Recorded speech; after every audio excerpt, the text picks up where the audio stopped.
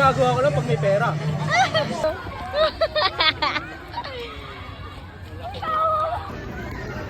Video ba? Oo. Okay. Ang baba. Hindi naman tayo. Okay, one.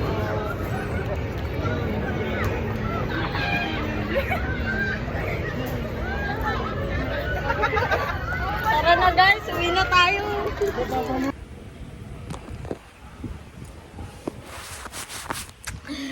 Kaka-upload ko lang ng first vlog ko.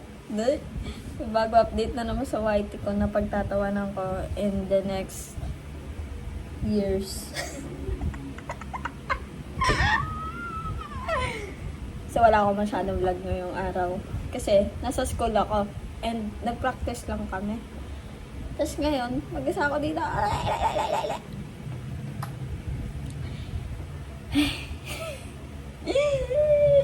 Babaliw na ako. Namimiss ko yung mga kaibigan ko.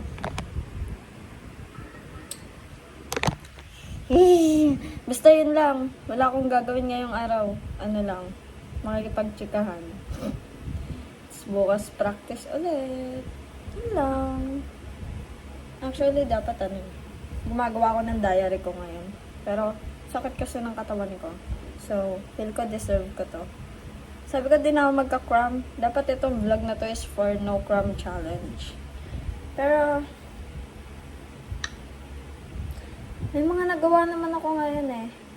Tsaka, basta, bukas talaga. Basta, bye. Napanood ko yung vlog ko kahapon. Makakantang. Wait. Yung portfolio ni Hana. Ay, guys. Naantok na ako. Magre-reply pa ako sa mga nag-message sa ano ko. Not gonna lie.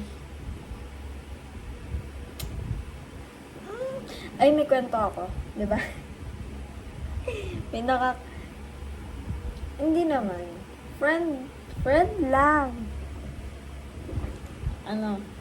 Kasi siya religious person siya. So, dahil demonyo ako, no? Yung humor ko. Sabi ko sa kanya, okay lang yan. Joke lang, baka makancel ako. Gusto ko talaga ikwento yun. Pero kasi baka may ma-offend. Tapos hindi ko ka-humor. Kaya, sa friends ko na nakikikwento. Natatakot na ako dito sa sala. Matutulog na ako. Bye-bye.